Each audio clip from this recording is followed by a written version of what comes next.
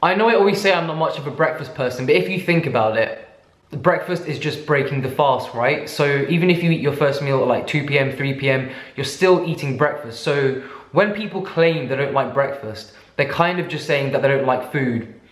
And I'm actually a little bit offended. What I crave for breakfast definitely changes with the months and the months with an F. What I crave for breakfast definitely changes a lot based on the weather, based on the season, based on what produce is available. Yeah, in the summer, you best believe 9 times out of 10, I'm gonna be having a sweet breakfast that includes an abundance of like the local berries and sweet fruits, etc.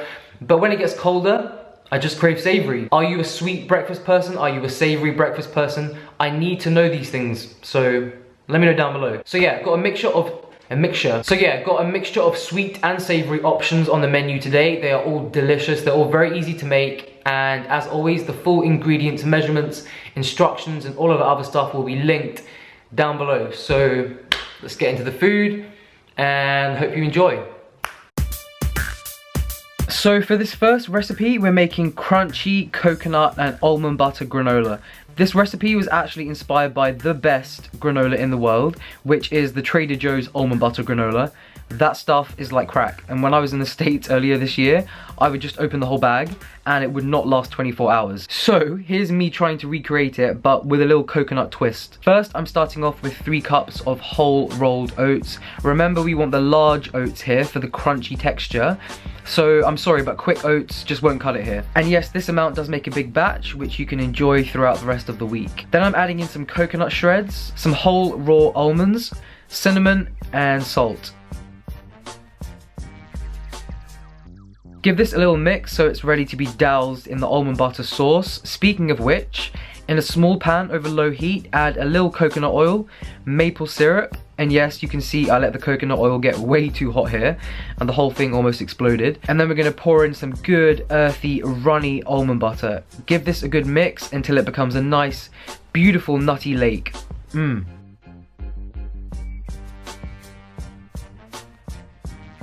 Then pour this mix over the dry ingredients and give it a good mix until everything is well coated and almost like flapjack texture, if you know what I mean. I think flapjacks in the States are actually a completely different thing, but what I'm talking about is the UK version, so.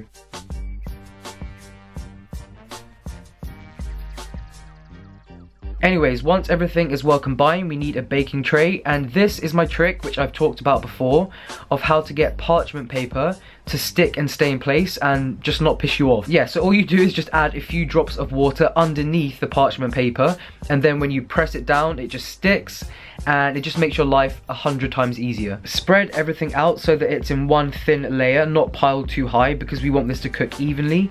And then into a hot oven for 25 to 30 minutes, making sure to toss the mix halfway through.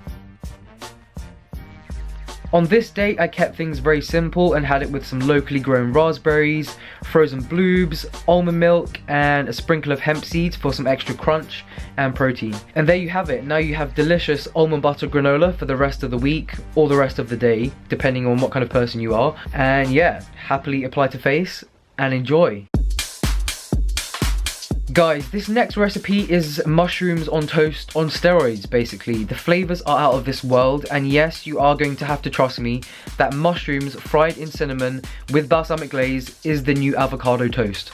Yes, it is. First, you'll need some shrooms, not the magical kind, not today anyway. Here, I'm just using regular butter mushrooms, but feel free to use whichever ones you want. I'm dicing up a whole red onion. You can also use a white one, but the red ones are just much sweeter in my opinion, and better when they're caramelized. First, we're going to fry the onion in a little bit of olive oil. If you want this to be oil free, then obviously just use a splash of water to get things going. Season with a little bit of salt and pepper, and just cook it down over a low heat until the strands of onion start to soften and become a little bit translucent. Next, go in the shrooms, and don't worry if your pan looks overloaded at this point. Remember, these do cook down to like 1/10 of the size. After a couple of minutes, add in some cinnamon and patiently keep tossing it around until the mix has cooked down and it's looking all browned and caramelized. Towards the end, I'm adding in some balsamic glaze, which is not the same as balsamic vinegar. The glaze is a lot thicker and sweeter, almost like a molasses kind of syrup, if you know what I'm saying. But you can find it in pretty much any grocery store these days. Also, I don't know if it's just me, but the aroma of fried onions is just out of this world. I swear if they bottled it, I would spray it on as aftershave. Anyways, choose some of your favorite bread. Here I've got some kind of seeded sourdough and throw it in the toaster or oven. And yes, this toaster is very extra and very unnecessary, just like me. Next, we need some good creamy hummus, and guys, you know I'm gonna go to town with this. Slather it on and you want a nice thick layer. Would you like some bread with your hummus, Miles? And then top the toast with the mushroom mix, followed by another drizzle of the sweet balsamic glaze. And if you're like me, you will also give this a good drizzle of liquid gold, aka tahini. It doesn't need it as it already has so much flavour, but if you don't, I'm just not sure if we can be friends. That's just how it is. And a little sprinkle of hemp seeds for some extra crunch, as always. And yeah, this is me trying to get a good thumbnail. Now guys, I could have cut this clip out and saved myself the embarrassment, but this is me actually trying to cut the toast with the knife upside down. I'm actually trying and not realizing why the bread is not cutting because the knife is actually upside down. I'm actually trying to cut the bread with the blunt side. I'm actually persisting and not realizing I actually just can't. Anyways, apply to face and enjoy.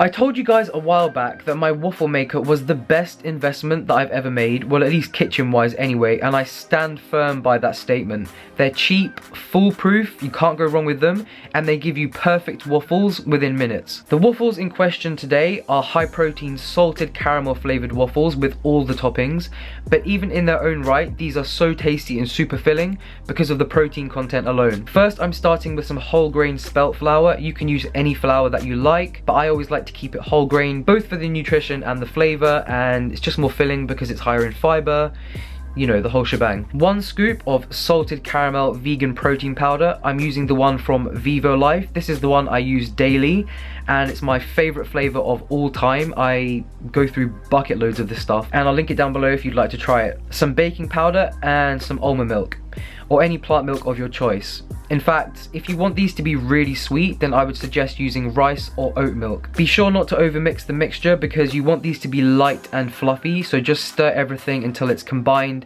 kind of like a cake mix, almost like you're making muffins. You know when you don't want to overmix it, you don't want it to be too, you know what I mean. Also, if you don't have a waffle maker, then you can use this exact same mix and make pancakes instead. Once the waffle maker is heated, just pour in the mixture, and this mix I'm showing you makes 2 large waffles.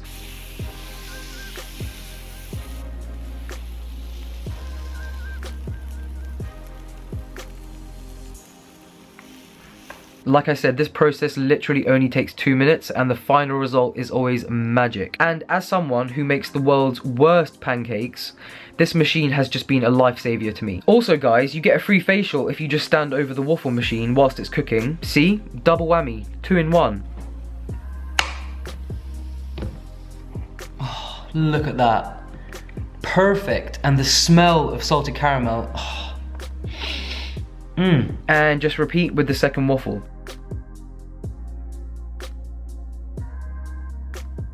For the toppings, I use some of these super sweet locally grown strawberries, which I'm going to miss so much when the summer is over.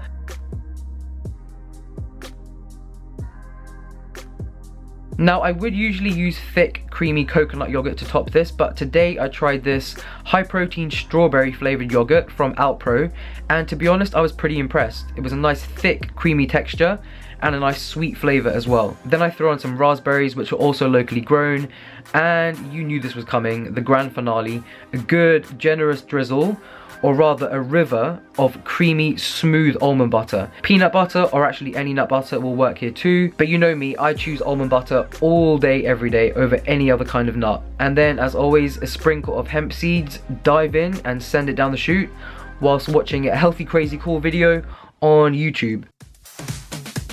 Now, as much as I love taking the time to make a proper breakfast, or even just whip up a filling smoothie, sometimes there are just those days when I'm late because I pressed snooze on my alarm 55 times, got back from the gym late, got caught in traffic, and I was supposed to be somewhere like half an hour ago.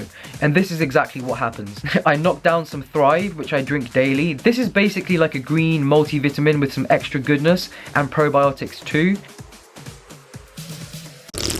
Then I crack open an avocado, and you can see how ecstatic I was because this one was a really, really good creamy one. And just grab a spoon and go to town. Hey, at least I get some healthy fats in, and honestly, avocado on its own, sometimes with a little sprinkle of salt, is a beautiful thing. Anyways guys, as always, I'm sending you all so much love, and I'll see you on the next video. Laters. Oh, also, I know everyone was asking in my last video what happened to the TLC outro. Guys, we can't have it anymore for copyright reasons, but you guys all know the words by now, so you're just gonna have to rap it to yourself. Alright, I'm off. Love ya. Bye.